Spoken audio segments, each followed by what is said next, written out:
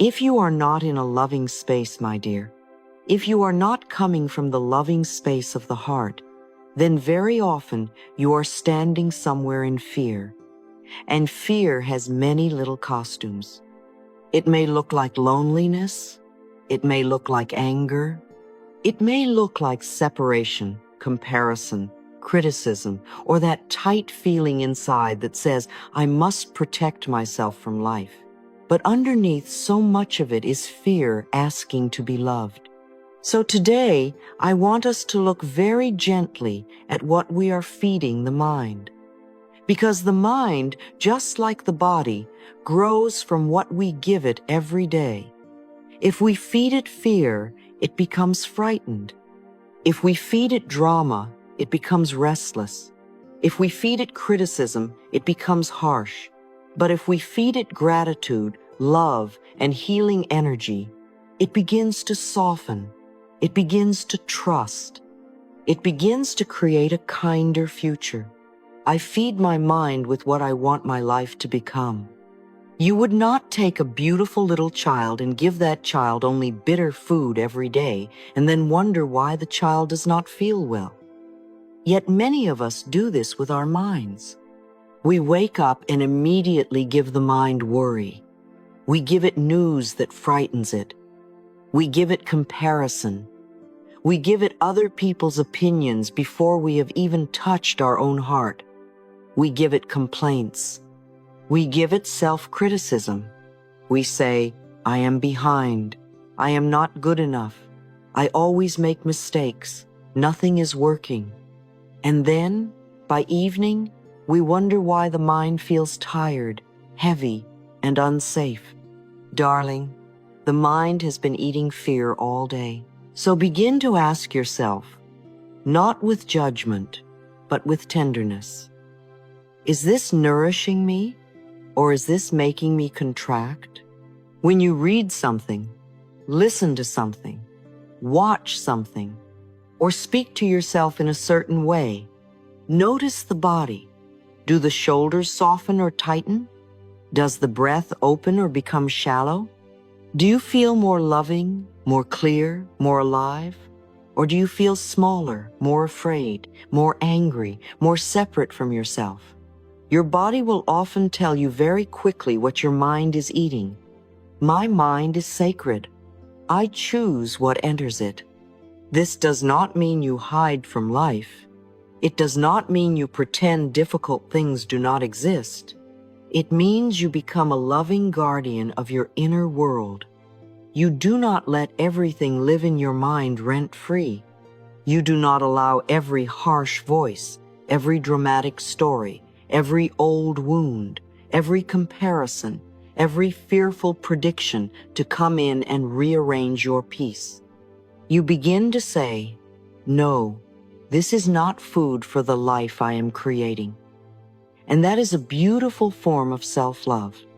Now, the first food I want you to offer your mind is gratitude. Gratitude is not a little polite habit. It is not saying thank you because someone told you to. Gratitude is a way of training the mind to notice support.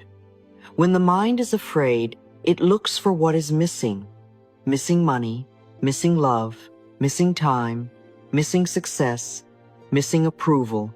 But gratitude gently turns the eyes and says, look again. Something is here. Something is supporting you. The breath is here. The body is here. The bed held you last night. The water is cleansing you. A meal became strength. A kind person helped you once. A door closed and perhaps protected you. A new morning arrived. Write 3 to 5 things each day if you can. Not grand things, real things. I am grateful for my breath. I am grateful for my hands. I am grateful for this room. I am grateful for the food I have. I am grateful for one person who showed me kindness. I am grateful that I am still learning. When you do this, you are not denying the unfinished parts of life. You are simply feeding the mind evidence of good, and the mind that is fed evidence of good begins to look for more good. Gratitude teaches my mind to notice the good. You see, gratitude does not make life perfect, but it makes the heart more available. It softens the sharp edges. It tells the nervous system, there is support here too. And when you feel supported, even a little, you make different choices. You do not chase as much. You do not cling as tightly. You do not speak to yourself so cruelly. You begin to feel that life is not only a problem to solve, it is also a gift to receive. The second food is love, and love is the deepest nourishment of the soul. A mind cannot truly heal when it is being attacked all day from within. If you keep saying, I am terrible, I am stupid, I am too late, I always fail, I am hard to love, the mind does not become better. It becomes afraid of you. It begins to see you as another unsafe place. So we must change the tone. We must become the loving voice we have always needed. Instead of saying, I am so bad at this, try, I am learning, and I love myself through the process. Instead of saying, I ruined everything, try, I made a mistake, and I can choose again. Instead of saying, I should be further along, try, I am growing in the right rhythm for my soul. These are not weak sentences. They are healing sentences. Love does not make you lazy. Love makes you safe enough to change. Fear may push you for a little while, but love helps you continue. Think of a flower. It does not open because you yell at it.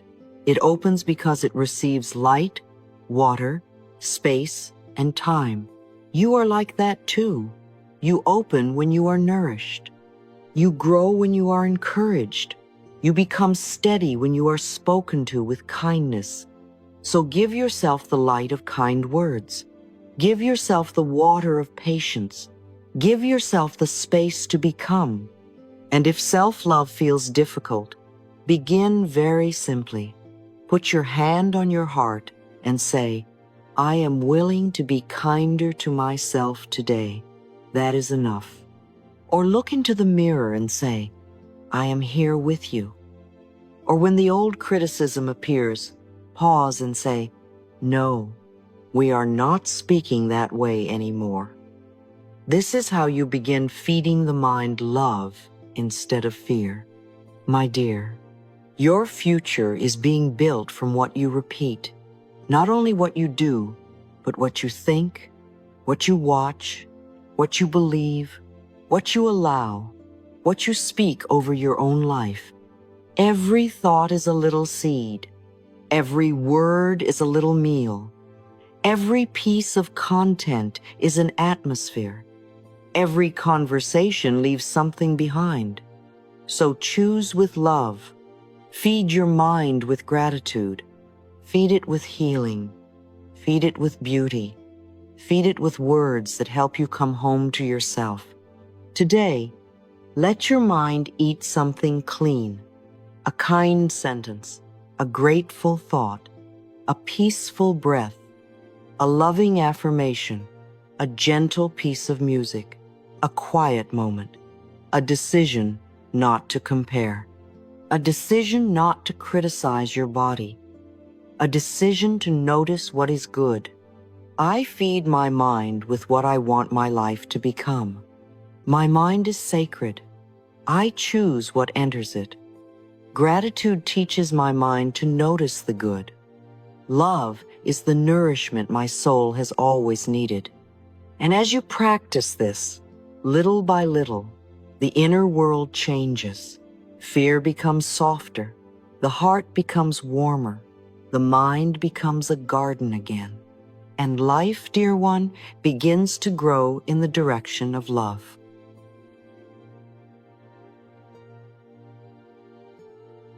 I want to share something very dear to me about mirror work, because the mirror is such a simple thing, and yet it can reveal so much. Every morning, many people stand before the mirror, and the first thing they do is search for what is wrong. The tired eyes, the lines, the skin, the hair, the shape of the face, the body, the little mark, the thing that changed, the thing that does not look the way they think it should.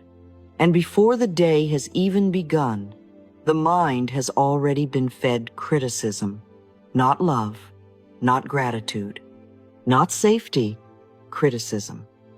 And then we wonder why the mind feels heavy, why the heart feels guarded, why the body feels tense. My dear, the mirror is not only showing you your face, it is showing you the relationship you have with yourself, and that relationship can be healed. I look at myself with love, and my mind begins to heal. So tomorrow morning, or even tonight, when you stand before the mirror, do not rush. Do not use the mirror as a courtroom. Do not stand there as the judge, the critic, the inspector, the one who says, this is wrong, this is not enough, this must be fixed. For just 1 minute, look into your own eyes, not at the flaws, the eyes, the living person looking back at you. Those eyes have seen so much.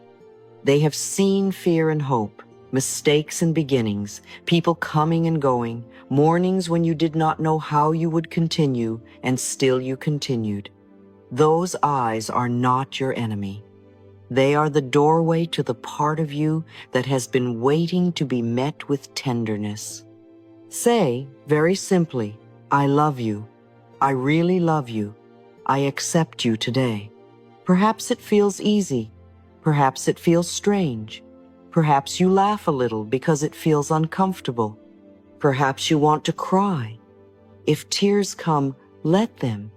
Tears are often the little places inside saying, oh, finally, finally you are speaking to me with kindness. If it feels awkward, that does not mean it is false. It may simply mean your mind is not used to receiving love from you. A person who has been criticized for years may not immediately relax when love enters the room. Be patient. You are teaching your inner world a new language. And if I love you feels too far away, begin with willingness. Say, I am willing to love you. Say, I am learning to accept you. Say, I will not be cruel to you today. Say, I am here with you. These are beautiful beginnings. Love does not have to arrive as a thunderstorm. Sometimes love begins as one gentle sentence you can believe, one small turning away from criticism, one quiet decision that says, I am no longer going to use my own reflection to wound myself. Mirror work feeds the mind differently. Instead of feeding it rejection, you feed it recognition. Instead of feeding it shame, you feed it presence. Instead of feeding it the old belief, I am not enough, you begin offering, I am here, I am learning, I am worthy of kindness today. The subconscious mind listens to repeated words, repeated tones, repeated gestures. If every morning you meet yourself with attack, the mind learns fear. If every morning you meet yourself with love, the mind begins to learn safety.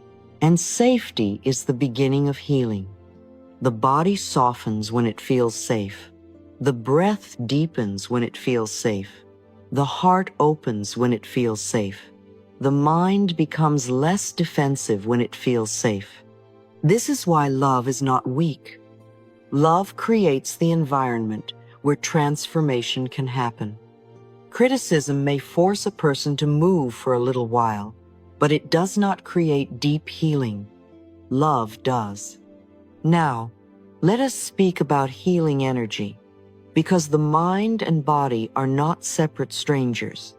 They are always speaking to one another. When you hold fear in the mind for a long time, The body often becomes tight. The shoulders lift, the jaw clenches, the stomach twists, the chest becomes guarded, the breath becomes shallow. When you hold resentment, guilt, self-blame, or old pain, it can feel as though something inside is blocked, heavy, or tired. This does not mean you should blame yourself for every physical feeling. No, my dear. We do not use healing language as another form of criticism. We simply become loving listeners. We say, "Dear body, what have you been carrying? Dear mind, what have you been repeating? Dear heart, where do you need peace?" The body needs to hear calm words. It has heard enough pressure. It has heard enough. Hurry up. Be better. Look different. Work harder. Stop feeling. Stop needing. No wonder it becomes exhausted. Begin speaking to the body as a beloved friend. Place your hand gently on the heart, the belly, the shoulders, or wherever you feel tension, and say, "Every cell in my body is healthy, loved, and safe." Say it slowly, not like a command, like a blessing. Let the body feel that you are not attacking it anymore. You may say, "Dear body, thank you for carrying me. Dear body, I am listening now. Dear body, I am sorry for all the times I called you my enemy." We are learning a new way. These sentences may seem small, but the body understands the difference between rejection and love. It understands when the inner voice becomes softer. It understands when the breath slows. It understands when the shoulders are allowed to drop. My body responds to the loving thoughts I feed my mind. Healing energy is not something complicated. It is the atmosphere you create inside yourself. When you breathe with kindness, that is healing energy. When you stop repeating a cruel thought, that is healing energy. When you forgive yourself for not knowing better, that is healing energy. When you speak to your body with respect, that is healing energy. When you put down resentment and choose peace, even for a moment, that is healing energy. You are not trying to become perfect. You are choosing to stop making your inner world a hostile place. One very simple practice is to imagine your words as warm light. When you say, "I am safe," imagine the words moving through the chest. When you say, "I love and accept myself," imagine the body receiving it like sunlight through a window. When you say, "Every cell in my body is healthy, loved, and safe," imagine the light moving through the head, the throat, the shoulders, the arms, the heart, the stomach, the legs, the feet. Let the body be included in your spiritual practice. Do not leave it outside your healing. Sometimes the body carries old fear because the mind is still living in an old story. And this brings us to the next food for the mind: release. You cannot feed a new future if every day you keep serving the mind the same old painful story. The past may have happened, it may have hurt, it may have shaped you, but if you replay it every morning and every night, if you keep telling yourself the same story in the same painful way, the mind does not know it is over. The body keeps responding as though the old wound is happening now. Forgiveness is one of the ways we make room. And please understand this clearly. Forgiveness does not mean saying what happened was right. It does not mean saying the other person's behavior was acceptable. It does not mean you must return to a place that harmed you. Forgiveness means you are choosing to free your own mind from reliving the pain every day. It means you are saying, I will not carry this old fire in my body forever. It means you are ready, little by little, to take your energy back from the past. I release the past and make room for peace. You can begin with willingness. You do not have to force forgiveness before the heart is ready. Forced forgiveness can become another wound. Begin gently. I am willing to release this. I am willing to stop punishing myself with this memory. I am willing to see this differently. I am willing to forgive myself for what I did not. Sometimes, forgiving yourself is the deepest part. You may need to forgive yourself for staying too long, for not speaking up, for trusting the wrong person, for not protecting yourself, for making choices from fear. My dear, you were doing the best you could with the understanding, pain, and tools you had then. Now you know more. Now you can choose differently. A beautiful exercise is to write down the old story in one paragraph. Let it be honest. This happened. It hurt me. I felt abandoned. I felt ashamed. I felt unsafe. Then write a second paragraph with a new meaning, not a false meaning, a healing meaning. This experience showed me where I needed boundaries. It taught me to listen to my body. It helped me return to myself. I am no longer willing to define my worth by what happened. This is how the mind begins to make room for a new future. The story is no longer only a wound. It becomes wisdom. The past takes up space when it is not loved, understood, and released. Imagine your mind as a room.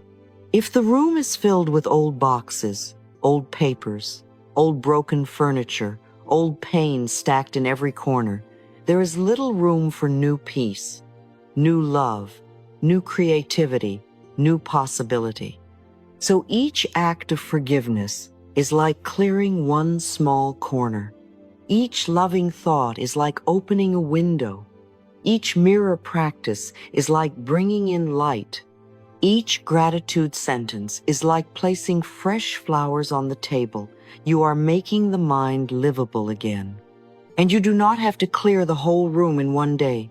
Please do not try. Healing is not a race. Choose one thought, one memory, one sentence, one place in the body. Speak love there. Breathe there. Release a little. Tomorrow, another little piece. This is enough. Gentle repetition heals more deeply than violent pressure. If you find yourself replaying the past, pause and say, "This is an old story. I bless the part of me that still hurts, and I choose peace now." If you blame yourself, say, "I forgive myself for not knowing then what I know now." If resentment rises, say, "I am willing to free myself from carrying this." If the body tightens, say, "Dear body, we are safe in this moment." These sentences feed the mind a new kind of nourishment. So here is the practice for this part of your healing. In the morning, meet your eyes in the mirror. Say, "I love you. I really love you. I accept you today." During the day, when the body feels tense, place a hand where it hurts or tightens and say, "Every cell in my body is healthy, loved, and safe." And when the past begins to replay, say, "I release the past and make room for peace." These are simple words, but simple words repeated with love become pathways. My dear, your mind has eaten enough fear. Your body has carried enough pressure. Your heart has replayed enough old pain. It is time to feed yourself differently. Feed the mind with mirror love. Feed the body with healing words. Feed the future by releasing what no longer belongs in today. I look at myself with love, and my mind begins to heal. My body responds to the loving thoughts I feed my mind. I release the past and make room for peace. Let these thoughts become soft food for your inner world. Let them enter slowly. Let them teach you that you are not here to fight yourself. You are here to love yourself back into wholeness. Now, my dear, let us make this very simple and very practical. Because healing is not only something we talk about in beautiful moments. Healing is also what you choose when the phone is in your hand, when the day becomes noisy, when the old thought appears, when the mind wants to return to fear. Every day, you are feeding your mind with something. The only question is, are you feeding it what helps you grow or what keeps you small? You do not need to change everything at once. Begin with small, loving choices. I nourish my mind in small, loving ways every day. In the morning, before you touch the phone, give your mind one loving sentence. Just one. Let it be the first food of the day. Before messages, before news, before comparison, before anyone else's energy enters your field, place a hand on your heart and say, "Today I choose peace," or "I am safe to begin gently," or "I love and accept myself exactly where I am." You may think one sentence is too small, but my dear, the first thought of the morning is like opening the door to the day. If you open it with fear, fear comes in.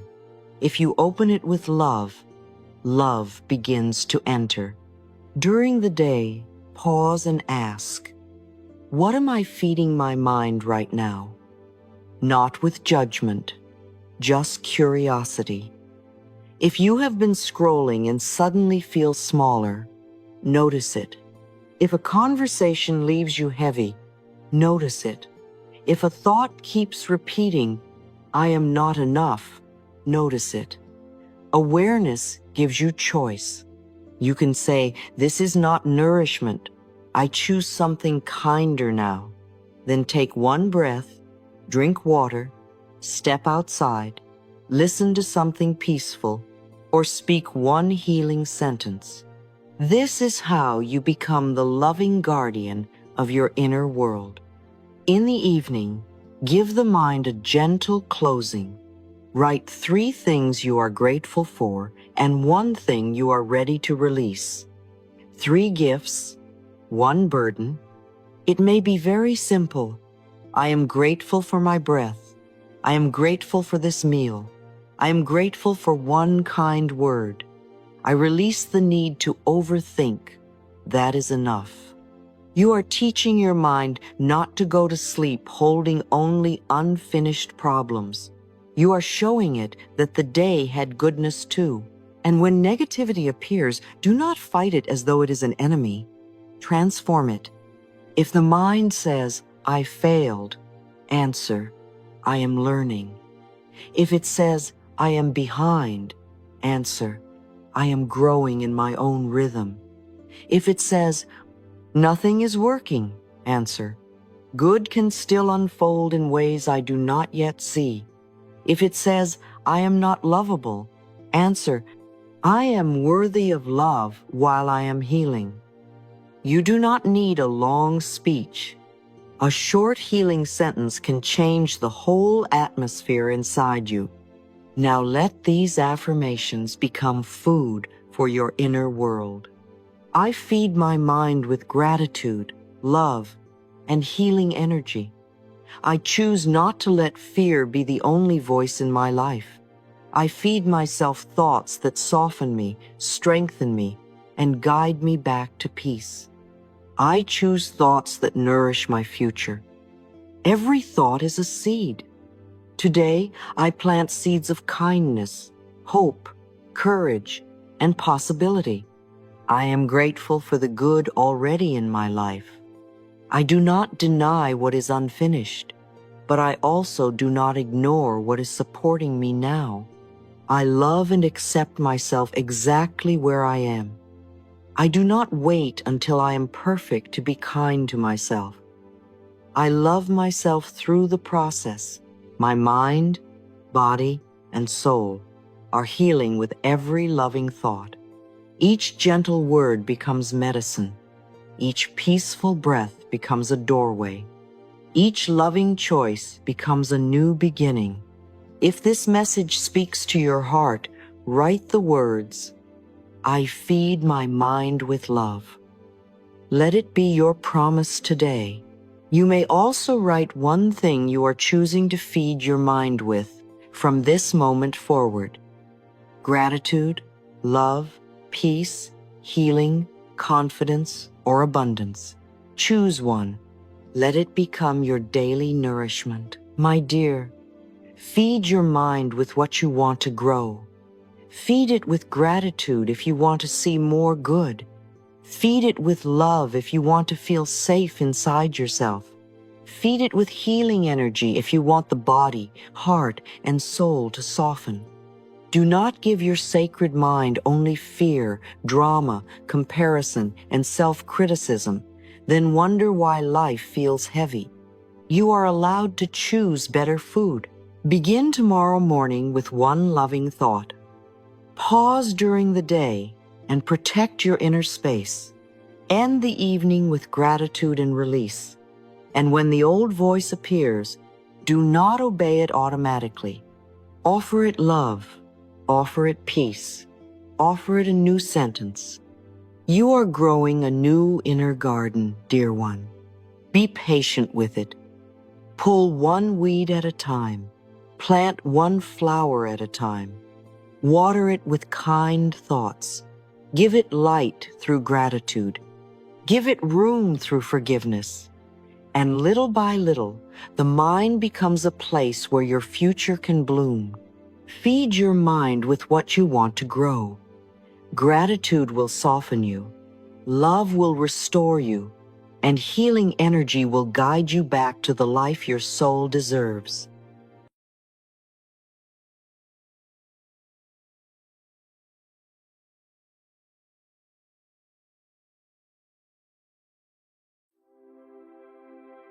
I always compare overthinking to a little bird trapped inside a room, flying from wall to wall, window to window, corner to corner, not because it is bad, but because it has forgotten where the opening is. The mind is like that sometimes, my dear. It was made to think. It was made to observe, protect, remember, plan, imagine, and help you move through life. So we do not hate the mind. We do not say, stop thinking, as though thinking itself is the enemy. The problem begins when the mind cannot rest, when it keeps flying even after the danger is gone, when it keeps analyzing even after there is no new answer, when it keeps asking the same question, not because wisdom is coming, but because fear has taken over the room. Overthinking is not simply thinking a lot. It is losing the ability to pause. It is when your mind says, just one more thought, one more possibility, one more memory, one more reason, one more worst-case scenario, and then I will feel safe. But it never ends there, does it? You think a little more, and the body feels tighter. You replay the conversation again, and the heart feels heavier. You check the meaning of someone's words for the 10th time, and peace does not come. You try to solve tomorrow at midnight, and the nervous system believes it is in danger now. This is how overthinking tricks us. It makes us believe we are solving, when very often we are only circling fear. I do not have to think my way into peace. I can allow peace now. There is a kind of thinking that is useful. It helps you choose, prepare, communicate, learn, and make a plan. Useful thinking usually has movement in it. It leads to a step. I will call tomorrow. I will write this down. I will ask for clarification. I will rest and decide when my body is calmer, but overthinking has no real movement. It loops. It keeps you in the same hallway, opening the same door, finding the same fear inside, then opening it again. And after a while, the mind becomes exhausted, but not satisfied. The body becomes tired, but not safe. So tonight, or whenever you are listening, I want you to begin by not judging the mind. Just notice it. Say, "Ah, my mind is trying to protect me." That little sentence brings compassion into the room. The mind that overthinks is not trying to destroy you. It is usually trying to prevent pain. It says, if I can think enough, maybe I can avoid rejection. If I can prepare enough, maybe nothing will go wrong. If I can analyze every detail, maybe I will not be hurt again. Can you see the innocence in that? It may be exhausting, but underneath it is a frightened part of you asking for safety. There are two very common forms of overthinking. One is restlessness. This is when the mind is scattered. It jumps from one thing to another. A message, a task, a worry, a memory, a video, another idea, another notification, another plan. It cannot stay. It has taken in too much. Too much information, too much noise, too many voices, too many little emotional hooks. The body feels wired, but not focused. You may sit down to do one thing and suddenly feel pulled in 10 directions. That is restlessness. The mind is not deep in one problem. It is being tossed by many little waves. I gently notice whether my mind is scattered or stuck. When your mind is restless, it often needs less input, not more solutions. Less scrolling, less checking, less noise, less rushing. A glass of water, a slower breath, a single task. One room, one page, one gentle sentence. You can say, "Dear mind, we are doing one thing now, not with force, with kindness." Restlessness softens when the body feels that the world is not demanding attention from every direction at once. The second form is rumination. This is when the mind gets stuck on one thing and chews it again and again. Why did they say that? What if I made the wrong choice? What if it never changes? What if I am not enough? Should I have done something different? What did that silence mean? Rumination feels deep, but it is often circular. It does not bring you closer to peace. It brings you closer to the old wound. The same thought returns wearing a slightly different coat, and the body believes it must respond as if the problem is happening right now. When rumination comes, the mind usually does not need another hour of analysis. It needs interruption with love. Write the thought down. Put the worry on paper. Name the feeling beneath it. Then ask, is there one action I can take? If yes, take it when you are calm.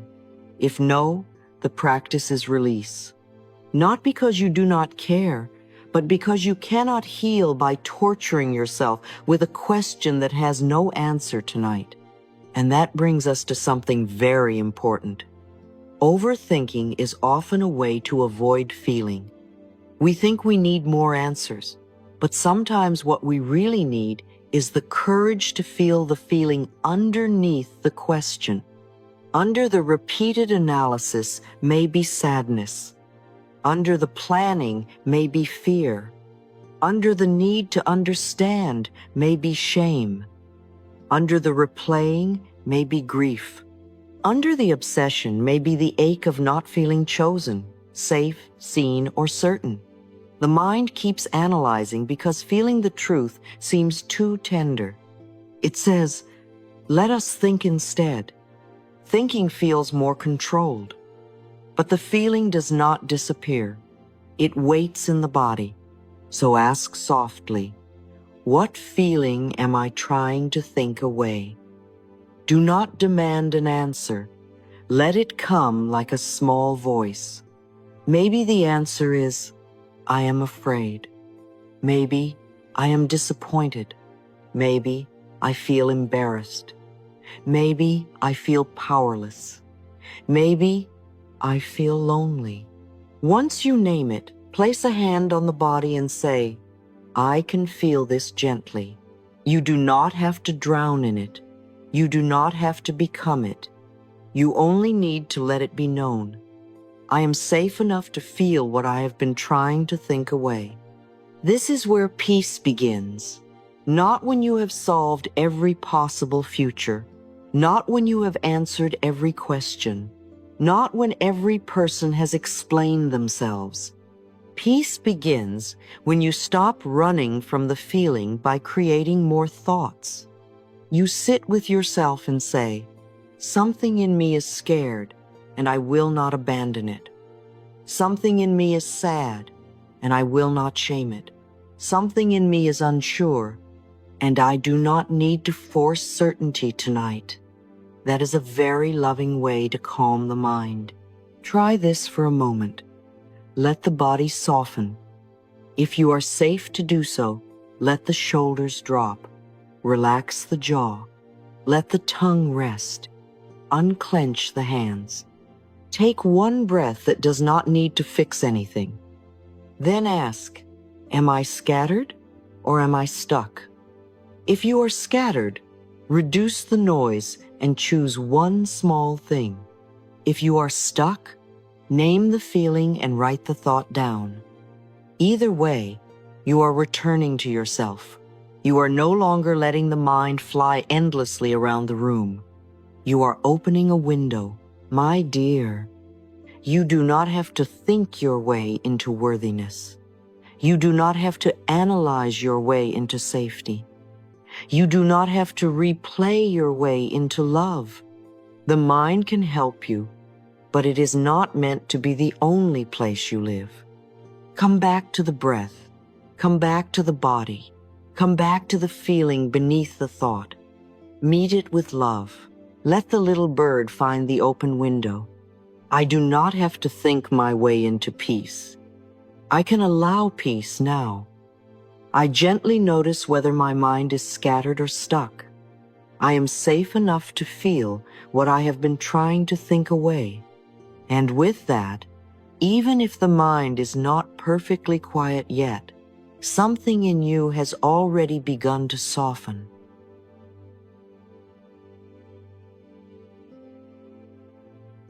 To get out of the loop, my dear, I want to guide you through something very practical, very gentle, and very human. Because when the mind is overthinking, we do not need to shout at it. We do not need to say, stop it, stop it, stop it, because that often only adds more pressure. We need to understand what started the storm. We need to ask, what just touched me? Overthinking rarely appears from nowhere. Very often something happened, a cold message, a delayed reply, a sentence that sounded critical, a silence that felt like rejection, a bill that reminded you of fear, a look on someone's face, a tone of voice, a memory, a little moment that brushed against an old wound, and suddenly the mind begins running. So before you believe the story your mind is telling, pause and ask, what triggered me? Not what is wrong with me. Please, never begin there. That question only makes the heart hide. Ask instead, what happened just before my mind began spinning? Perhaps someone did not answer you the way you hoped. Perhaps you felt ignored. Perhaps someone corrected you, and the little child inside heard, I am not good enough. Perhaps you looked at your bank account and the old fear of not being safe woke up. Perhaps you saw someone else's life online and suddenly felt behind. When you name the trigger, you begin to separate the present moment from the old pain. Then ask the second question, the deeper one. What old fear did this touch? Because the trigger is often small, but the wound underneath may be old. A short message may touch the fear of abandonment. A criticism may touch the fear of being unworthy. Someone's success may touch the fear that you are too late. A financial pressure may touch the fear that life will not support you. Silence may touch the memory of being emotionally alone. When you see this, something softens. You realize, I am not only responding to now, I am responding to then. And that awareness is healing. My trigger is information, not a command. A trigger is information. It tells you where love is needed. It tells you where reassurance is needed. It tells you where the younger self still feels unsafe. But a trigger is not a command. It does not mean you must send 5 messages. It does not mean you must collapse into shame. It does not mean you must believe every fear. It does not mean you must run, fight, explain, prove, chase, or punish yourself. It simply says, something in me has been touched.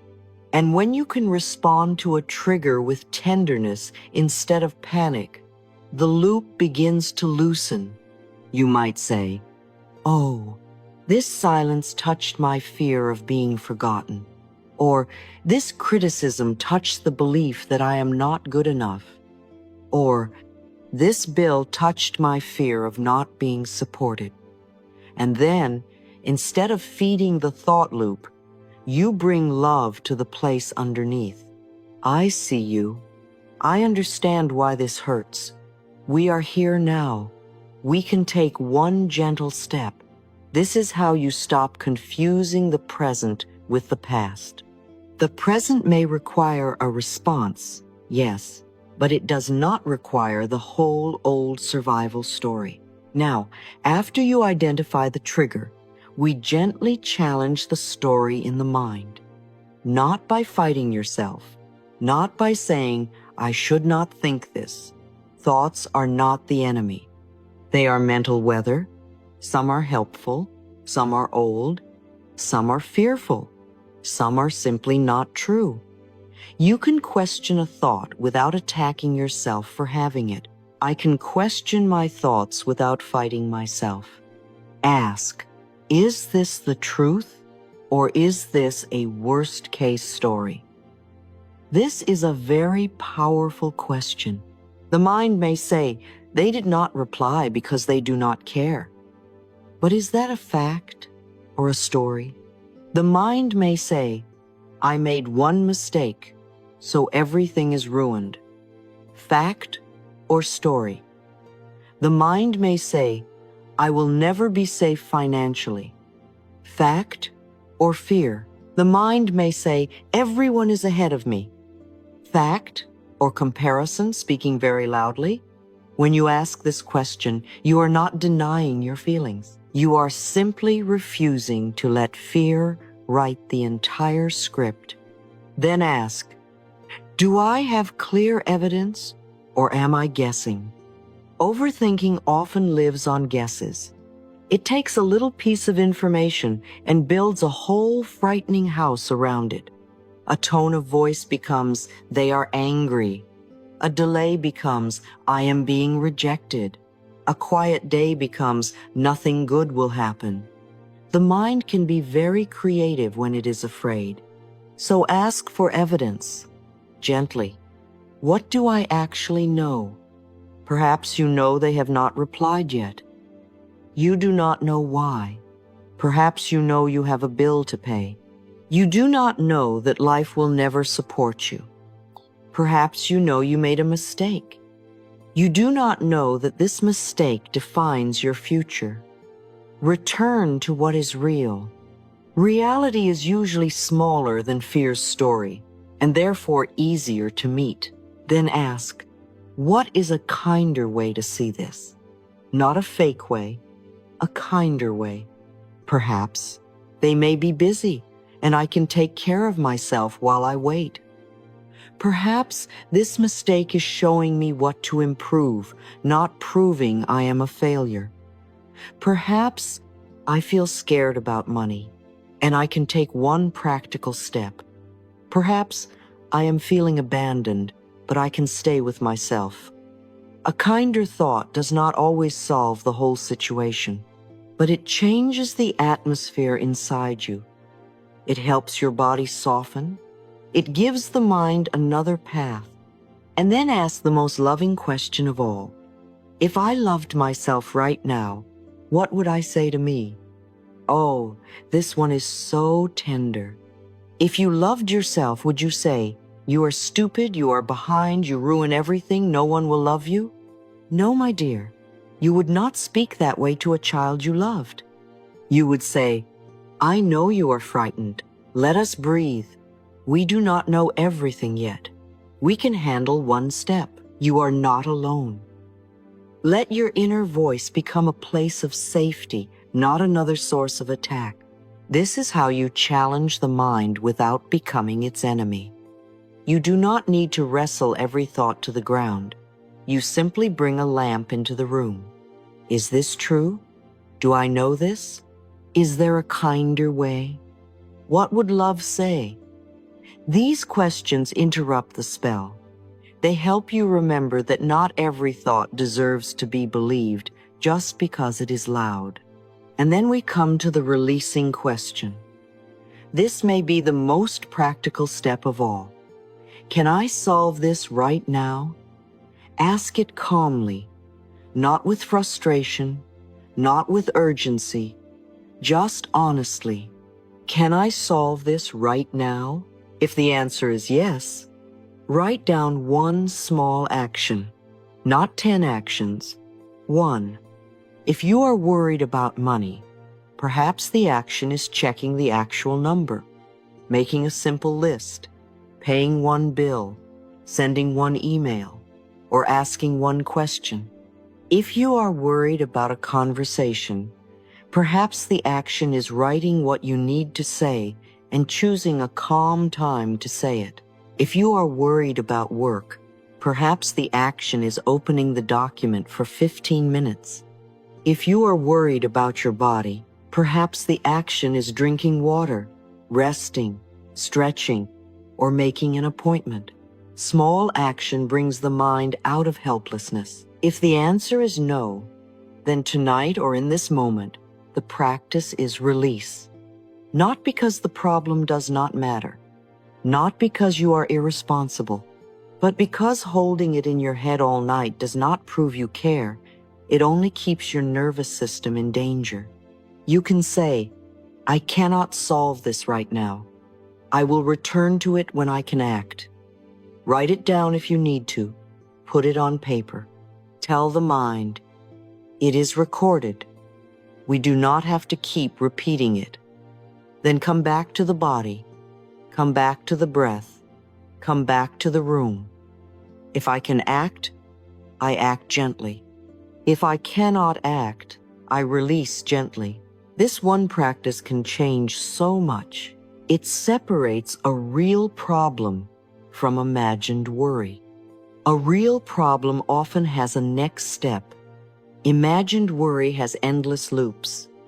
A real problem may ask for action. Imagined worry asks for suffering.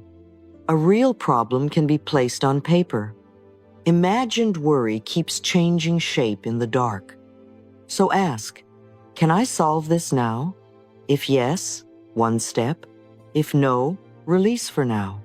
You are allowed to rest before every answer is complete.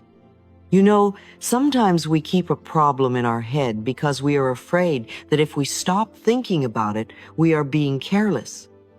But the opposite is often true. A rested mind solves better. A calmer body hears better. A kinder inner voice chooses better. When you stop overthinking, you are not abandoning the problem. You are returning to the state from which wisdom can actually appear. So let us put the steps together in a soft way. First, notice, my mind is spinning. Then ask, what triggered me? Then, what old fear did it touch? Then challenge the story. Is this true, or is this a fear script? Do I have evidence? What is a kinder view? What would love say to me? And finally, can I solve this right now? If yes, one gentle action. If no, one gentle release. This is not complicated, but it is powerful. It teaches the mind that you are no longer available for endless fear loops. You are not punishing the mind, you are guiding it. You are saying, dear mind, thank you for trying to protect me, but we are going to look clearly now. We are going to feel what is underneath. We are going to act if action is possible, and rest if action is not possible. That is loving leadership. Tonight, or any time the mind begins to run, try saying, this trigger is information. I do not have to obey it. This thought is loud, but I can question it. This problem may need action, or it may need release. I am safe enough to choose gently. Let those words slow the inner spinning. My dear, you do not have to believe every frightening thought. You do not have to follow every trigger into the past. You do not have to solve tomorrow before you are allowed to breathe tonight. You can pause. You can ask. You can listen. You can act gently. You can release gently. My trigger is information, not a command. I can question my thoughts without fighting myself. If I can act, I act gently. If I cannot act, I release gently. And perhaps with these questions, the little bird in the room begins to find the open window. The mind does not have to fly in circles forever. Peace is not far away. It begins in the moment you stop believing fear automatically and begin leading yourself with love. My dear, as we come toward the end of this practice, I want you to remember something very kind and very real. Life does not become perfect just because you stop overthinking. The bills may still need attention. The conversation may still need to happen. The body may still be tired. The heart may still be tender. The future may still have questions. But when you stop turning your mind into a battlefield, you have more energy to meet life as it actually is. You are no longer using all your strength to fight imaginary conversations, replay old wounds, prepare for disasters that may never come, or punish yourself for feelings that simply wanted to be heard. You begin to save your energy for what is real, what is present, what is possible, and what is loving now. And that is a very great victory. I can face life without turning my mind into a battlefield. Pain needs presence.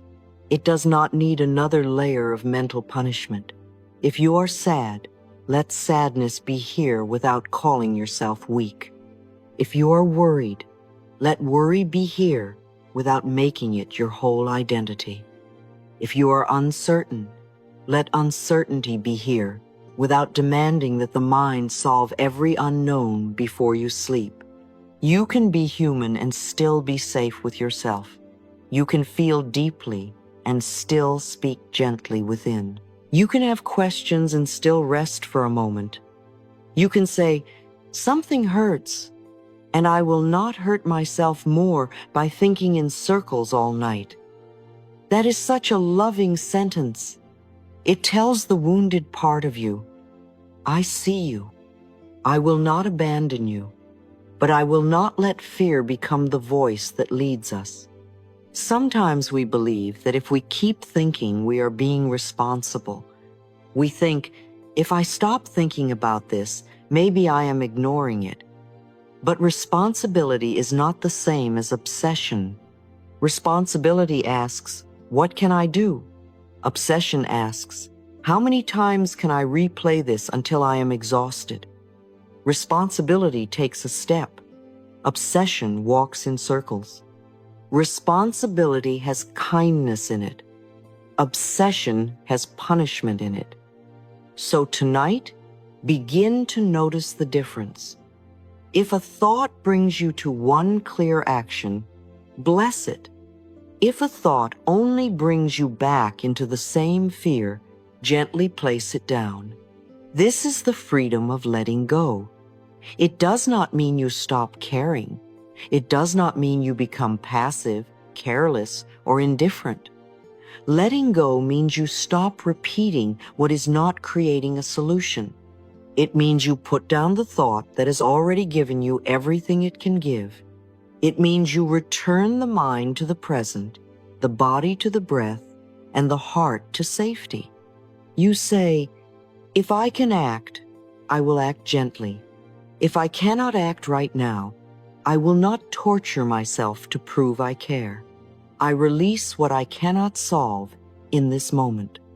And when you release, you do not lose control. You regain energy. You regain softness. You regain the ability to hear your intuition. A tired mind often makes everything feel urgent. A calmer mind can see the next step. So tonight, let the unsolved things be unsolved for a little while. Place them outside the bed. Put them on paper if you need to. Tell them, I will come back to you when I can help. Right now, I am choosing peace. You are not abandoning the issue. You are choosing not to abandon yourself. You know, the mind is like a little child that has been frightened by too many possibilities. It keeps asking, what if this happens? What if that happens? What if we are not safe? What if we are not loved? What if we fail? And if you answer every what if with more fear, the child becomes more frightened. But if you answer with tenderness, something changes. You can say, thank you for trying to protect me. We are safe enough in this moment. We do not need to solve the whole future tonight. The mind may not become silent immediately, but it begins to feel less alone. Peace is not the absence of problems. Peace is when the problem is no longer allowed to occupy your entire inner world. You can still be responsible without being obsessed. You can still care without becoming exhausted. You can still make plans without living inside fear. You can still love someone without analyzing every word they say. You can still want a good future without forcing your body to suffer every possible danger before it arrives. This is real healing. Not a perfect life, but a softer you inside the life you have.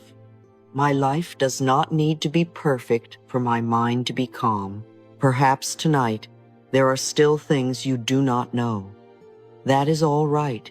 You do not need to know everything before you are allowed to sleep. Perhaps there is still a conversation waiting. Let it wait until you have a calmer heart. Perhaps there is still a decision to make. Let rest give you clearer eyes. Perhaps someone has not answered. Let their silence not become a weapon against your worth. Perhaps tomorrow has responsibilities. Tomorrow will have its own breath, its own strength, its own guidance. Tonight belongs to rest. So I bless your mind tonight, dear one. May it become quieter, not because everything is solved, but because you are no longer fighting yourself. May your thoughts slow down like waves returning to the shore. May your breath become deeper. May your shoulders release what they were never meant to hold. May your jaw soften. May your chest open just enough to let peace in. May your heart remember that it does not have to stay tense in order to be safe. Let the day end. Let the loop end. Let the thought that has been circling say its final word for now. You can write it down and close the page. You can place a hand on your heart and whisper, "I hear you," and now we rest. You can tell the mind, "We have done enough thinking for tonight." That is not weakness, that is wisdom. Let this be your gentle closing. I do not have to think my way into peace. I can allow peace now. I release what I cannot solve in this moment. My mind is allowed to rest. Sleep, breathe, soften. You have done enough for now. Life will meet you again when you are rested. And tonight, your only work is to come back to calm, one loving breath at a time. May your mind be blessed with quiet. May your body be blessed with safety. May your heart be blessed with tenderness. May every thought that does not serve your peace gently fade into the background. You are safe to rest. You are safe to pause. You are safe to let go. Life loves you, and tomorrow will meet you with new light.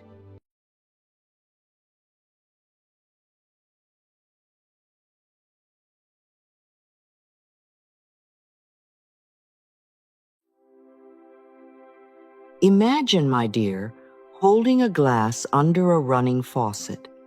If the glass is already full of old water, muddy water, heavy water, there is no room for anything fresh to enter.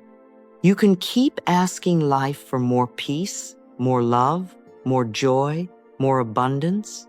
But if your mind is already overflowing with pressure, comparison, fear, noise, and the need to control everything, the new good has nowhere gentle to land. Sometimes the answer is not to add more. Sometimes the answer is to pour out what has become too heavy. Less noise, less fear, less rushing, less proving, less clinging. And then, quite naturally, there is more space for clarity, peace, breath, and good to come in. This is why less can be a very beautiful word. It does not mean poor. It does not mean empty. It means lighter, freer, clearer, more available to life. I give myself less of what drains me and more of what nourishes me. Many people suffer not because life has given them too little, but because they are carrying too much, too many desires at once, too many expectations from other people, too many tabs open in the mind, too much comparison before breakfast, too much pressure to become successful, beautiful, healed, loved, chosen, approved of, and impressive all at once. The heart becomes tired, the body becomes tight, the nervous system begins to feel as though it is living inside a crowded room. And yet, instead of removing what drains us, we often ask for more energy to keep carrying it.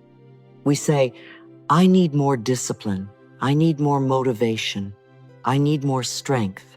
But perhaps, darling, what you truly need is less weight. There is a gentle wisdom in subtracting. You may not need more information. You may need less noise. You may not need more things. You may need more appreciation for what is already here. You may not need more people to approve of you. You may need fewer moments where you abandon yourself for approval. You may not need to chase more love. You may need to stop giving your heart to places that leave it starving. When you give yourself less of what drains you, the energy you have been looking for begins to return on its own. And this brings us to what some people call the backwards law. The more tightly you cling to something as the only source of your happiness, the more painfully aware you become of not having it. If you say, "I must have this relationship right now, or I cannot be happy," then every moment without it becomes suffering. If you say, I must have this amount of money before I can feel safe, then every number below that feels like danger. If you say, I must look a certain way before I can love myself, then the mirror becomes a battlefield. The desire itself may be natural. Wanting love is natural. Wanting money, health, beauty, comfort, and success is natural. But when desire becomes a cage, the soul cannot breathe. The less I cling, the more peaceful I become. Less desire does not mean no dreams. Oh no, my dear, dreams are lovely. Dreams are seeds. Dreams give direction to the heart. But there is a difference between holding a dream and letting a dream hold your throat. You can say, I welcome love, without saying, I am nothing until love arrives. You can say, I welcome abundance, without saying, I am unsafe every second until the money comes. You can say, I welcome healing, without attacking the body for not healing faster.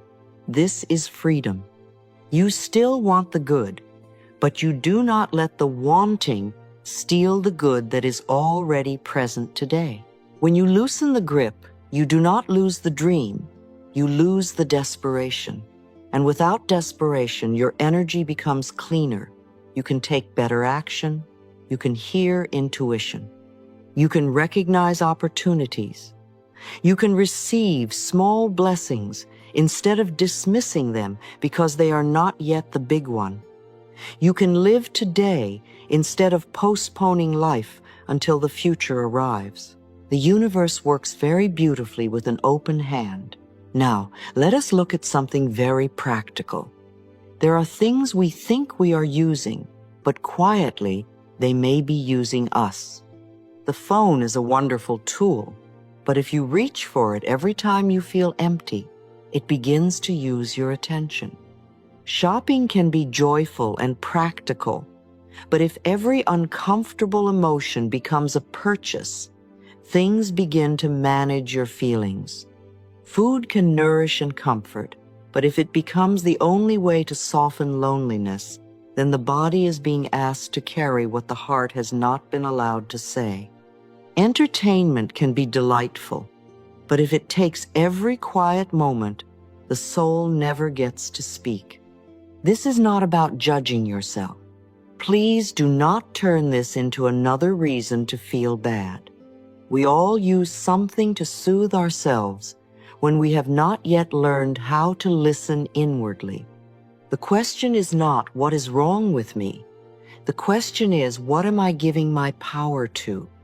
What is receiving my time, my energy, my money, my attention, my morning, my evening, my peace? And does it return life to me, or does it quietly take more than it gives? Sometimes what we own begins to own us. We buy something to feel better, and then we need more money, more space, more worry, more comparison, more maintenance. We consume content to relax, and then the mind feels more anxious than before. We check messages for reassurance, and then our peace depends on whether someone replies. We think we are choosing freely, but the habit has begun choosing for us. That is when awareness must return. I use things with awareness. I do not let things use me. A peaceful life is not necessarily a life with nothing in it.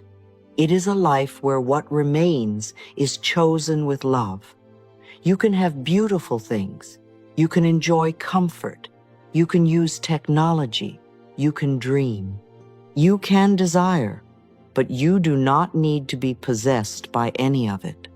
You can ask, does this support the life I am creating, or does it pull me away from myself? That question is like a little lamp. It helps you see clearly. Perhaps today you begin with one small less checking the phone in the morning, less speaking harshly to yourself, less saying yes from guilt, less comparing your life to someone else's, less buying from emptiness, less repeating the old story. And then you choose one small more water, more breath, more silence, more honest rest, more gratitude, more time with your own heart, more words that nourish you. Less is not punishment. Less is love making room. Less is the hand gently clearing the table so a better meal can be served. Less is opening the window in a room that has been too crowded for too long. Less is saying, I do not need to carry everything to be worthy. I do not need to chase everything to be fulfilled. I do not need to consume everything to feel alive. My dear, the life you want may not require you to become heavier with effort. It may ask you to become lighter with truth, to release what has been using you, to stop feeding what drains you, to loosen the grip around what has not yet arrived, to let peace come before the proof. And as you do, you may find that life has been waiting to give you more, but first, it was lovingly asking you to make space. I give myself less of what drains me and more of what nourishes me. The less I cling, the more peaceful I become. I use things with awareness. I do not let things use me.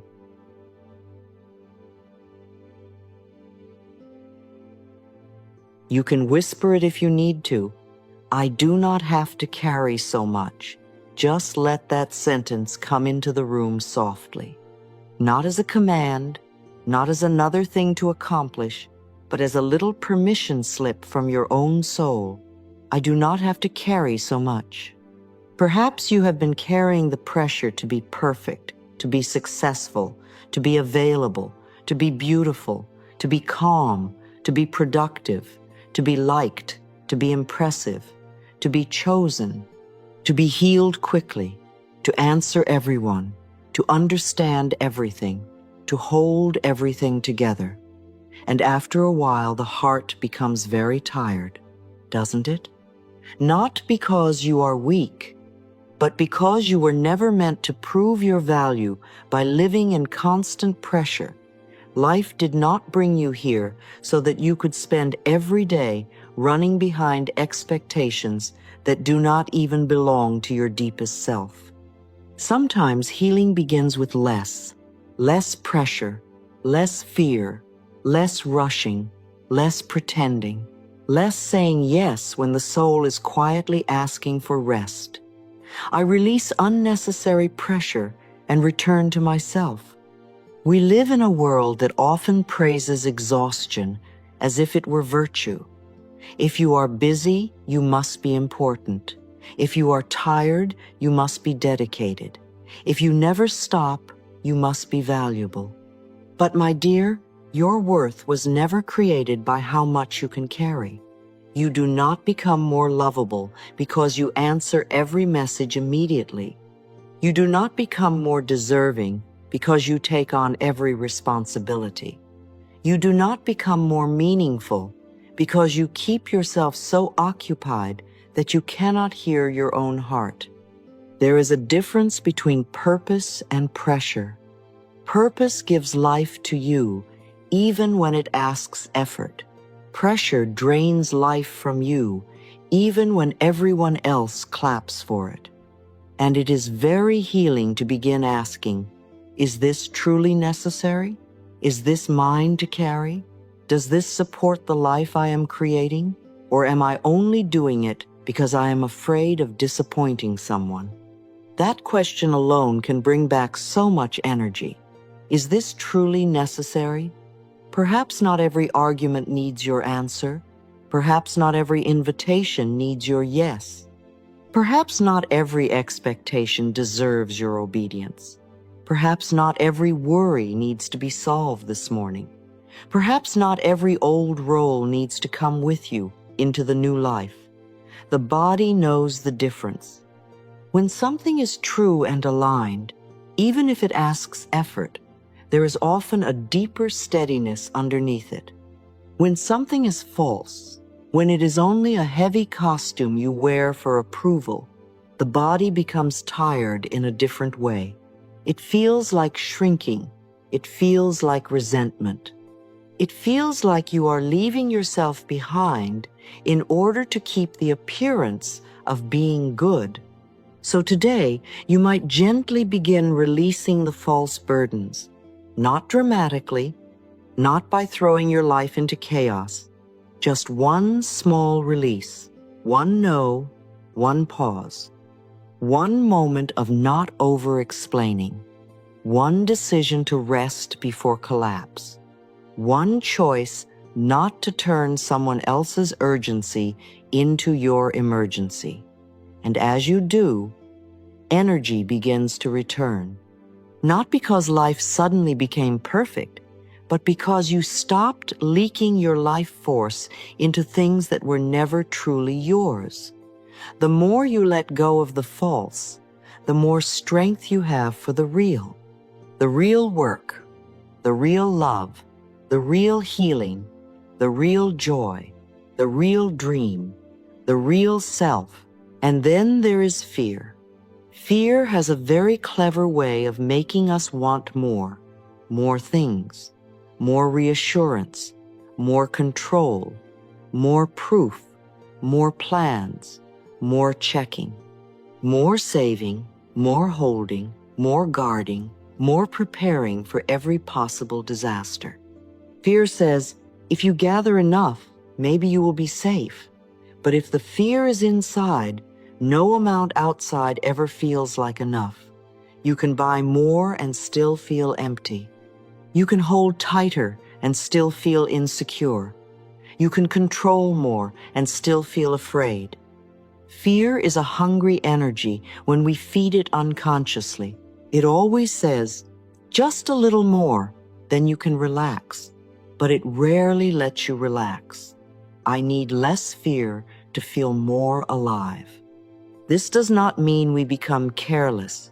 It does not mean we ignore wisdom or planning.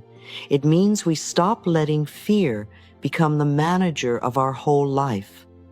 Fear may tell you to compare yourself the moment you wake up. It may tell you to read every negative thing so you can be prepared. It may tell you to keep replaying the old story so you will not be surprised again. It may tell you that there is never enough money, never enough love, never enough time, never enough beauty, never enough safety. But you can begin to reduce what feeds that fear. You can choose not to start the morning with comparison. You can choose less negative noise. You can choose fewer conversations that leave you trembling. You can choose not to repeat, I don't have enough, as though it were a prayer.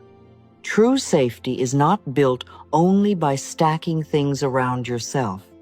True safety grows as you become trustworthy to yourself. When you keep small promises, when you listen to the body, when you tell the truth, when you stop abandoning yourself for approval, when you can sit with uncertainty without immediately running into panic. This is a quieter safety, and it is much stronger. It does not depend on everything outside being perfectly controlled. It says, whatever comes, I will meet myself with love. I will take the next step. I will not frighten myself more than life already asks. Fear contracts the world. Love widens it. Fear says there is not enough. Love says, let us look again. Let us breathe. Let us notice what is already here. And this brings us to gratitude. Gratitude is not a little polite word we say because we should. Gratitude is a way of seeing. It is a shift in the eyes. It helps us notice what fear ignores. Fear counts what is missing. Gratitude notices what is holding us. Fear says, this is not enough. Gratitude says, this is here. and I bless it. And when you bless what is here, it often begins to feel larger, warmer, more alive. Gratitude makes what I have feel abundant. Think of your home, even if it is not the dream home. Perhaps it is old. Perhaps it is small. Perhaps there are things you wish to change, but it has held you through nights when you were tired. It has kept the rain from your head. It has given you a place to return. It has watched you grow, cry, begin again, make tea, sleep, wake, pray, think, heal. When you look at it only through lack, it becomes a disappointment. When you look at it through gratitude, it becomes shelter. The same room changes because the eyes have changed. Think of the body. Perhaps it is not the body you once imagined. Perhaps it is tired. Perhaps it has aches. Perhaps it is changing, but it has carried you through every day of your life. It breathes for you while you sleep. It digests, repairs, warns, rests, moves, feels, and tries to keep you alive. When you look at the body only through criticism, it becomes an enemy. When you look through gratitude, it becomes a companion. You may still care for it, support it, help it heal, but you do so with love instead of shame. Think of the small things you may overlook: clean water, morning light, a message from a kind person, a little money that came just in time, a song that softened the heart, a moment of laughter, a cup in your hand, a blanket, a breath, another chance to choose differently.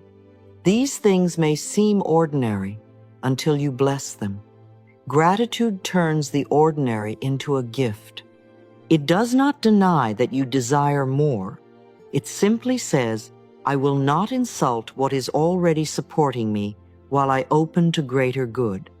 When you become thankful, you begin to discover that abundance is not only an amount, it is a relationship with life. You may still welcome more money, more beauty, more opportunity, more love, more freedom.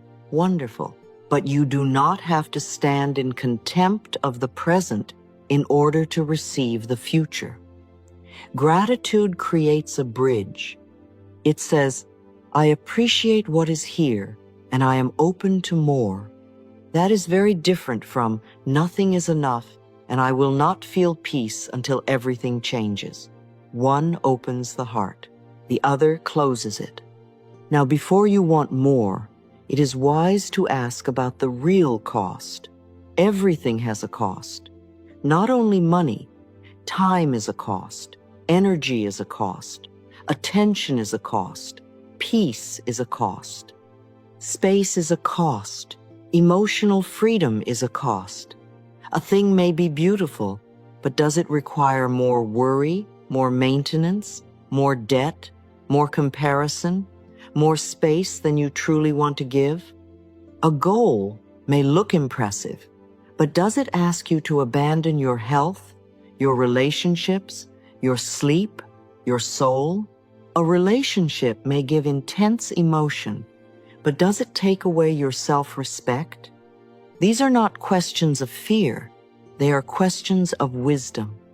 I choose what enriches my life, not what owns my life. Sometimes, the thing we wanted begins to own us. The big purchase demands more work than we truly want. The social image demands constant performance. The relationship demands silence, shrinking, and self-betrayal. The ambition demands a body that never rests. The approval demands that we keep becoming someone else. And then we wonder why the life that was supposed to make us happy feels so heavy. My dear, not everything that looks like more is truly more. Sometimes more is only more burden dressed nicely. So before reaching, pause. Ask, what will this require from me? Not only can I get it, but do I want to live with the cost of keeping it? Ask, does this bring me closer to peace or farther away? Ask, does this support my values or does it flatter my fear? Ask, am I choosing this because it nourishes me or because I am trying to prove something? These questions bring the power back to you. They help you choose from consciousness instead of hunger. This does not mean you must live with nothing. It means you live with what is true. You can enjoy lovely things. You can build success. You can receive abundance. You can welcome relationships. You can create a full and beautiful life, but let it be a life that gives back to your soul, not one that consumes your soul. Let the things you own support your living, not replace it. Let your goals expand your aliveness, not steal it. Let your relationships deepen your love, not drain your dignity. Let your desires guide you, not enslave you. There is a deep calm that comes when you realize you do not have to want everything. You do not have to prove everything. You do not have to accept everything. You do not have to carry everything. You can choose. You can simplify. You can release. You can bless what is here. You can allow more good to come without clinging so tightly that the heart forgets how to breathe. Perhaps today, less stress looks like removing one unnecessary pressure. Less fear looks like turning away from one source of comparison. Gratitude looks like thanking the old home, the tired body, the simple meal, the breath that stayed with you. Wisdom looks like asking the true cost before saying yes. These are small practices, but they are not small in the soul. They change the inner climate, and you may find that when you reduce what drains you, life becomes more generous. Not always because the world suddenly gives you more at once, but because you can finally feel what is already given. You can receive the morning. You can receive rest. You can receive kindness. You can receive your own breath. And from that softer place, you are much more available for the next good thing. My dear, give yourself less of what frightens you and more of what feeds you. Less proving, more presence. Less comparison, more gratitude. Less clinging, more trust. Less pressure, more truth. Less of the life that owns you, more of the life that opens you. I release unnecessary pressure and return to myself. I need less fear to feel more alive. Gratitude makes what I have feel abundant. I choose what enriches my life, not what owns my life. Let these thoughts become a quiet clearing in the mind. And in that clearing, life can bring you more of what truly belongs.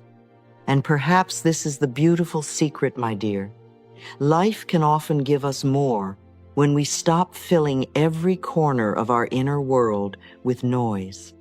When the mind is too crowded with fear, comparison, pressure, and the need to control, even the good that comes may not be felt. It arrives, but we are too busy worrying to receive it. It blesses us, but we are too distracted to notice. It whispers, but the inner room is too loud. So receiving more from life does not always begin with asking for more. Sometimes it begins with making space. A little less consumption, a little less fear, a little less rushing, a little less proving. And in that space, you begin to feel what has been waiting for you all along: peace, clarity, gratitude, guidance, and a softer relationship with life. I create space, and life fills it with good. When you consume less, you become more present. You begin to hear your own thoughts again. You notice the taste of your food, the warmth of water, the feeling of morning light, the sound of your own breath. These are not small things. They are life, touching you directly. When you fear less, you become freer. You stop building every choice around what might go wrong, and you begin asking, what might open if I trust a little more? When you compare less, joy has more room to rise. Your life no longer has to compete with anyone else's life in order to be meaningful. It can simply be yours, unfolding in its own sacred rhythm. And when you control less, flow returns. You begin to see that life has many ways to support you, not only the way your worried mind planned. So let the heart become less crowded today. Let go of one thought that keeps frightening you. Release one expectation that does not belong to your soul. Stop feeding one comparison that steals your sweetness. Choose one quiet moment instead of one more distraction. There is nothing poor about simplicity. There is nothing empty about space. Space is where the new can enter. Space is where your intuition can speak. Space is where your nervous system learns, I do not have to carry everything to be safe. Let these words support you now. I give myself less stress and more peace. I do not have to earn rest by becoming exhausted first. I can soften before I break. I can let one unnecessary pressure fall from my shoulders today. I give myself less fear and more trust. I do not need to imagine every disaster in order to be prepared. I can take wise steps and still believe that life is working with me. I am grateful for what I already have. I bless the home that shelters me, the body that carries me, the breath that stays with me, and the small good that quietly supports my life. I release what drains me and welcome what nourishes me. I do not have to keep choosing what empties my spirit. I am allowed to choose people, thoughts, habits, and spaces that help me feel alive. Life gives me more when I make space to receive. I open my hands, I open my heart. I do not chase everything. I allow what is truly good to come in the right way at the right time. My dear, you are allowed to live lighter. You are allowed to want less of what hurts and more of what heals. You are allowed to stop proving, stop clinging, stop frightening yourself, and stop carrying burdens that were never yours. Life is not asking you to become more exhausted before it blesses you. Life is inviting you to become more open. So today, make a little space. A space in your mind, a space in your breath, a space in your schedule, a space in your heart. And let that space become holy. Let it say to the universe, I am ready to receive in peace. You do not need to hold everything tightly. What belongs to you can meet you in softness. What nourishes you can find you when you stop filling yourself with what drains you. Less fear, more trust, less pressure, more peace, less noise, more life, and so it is.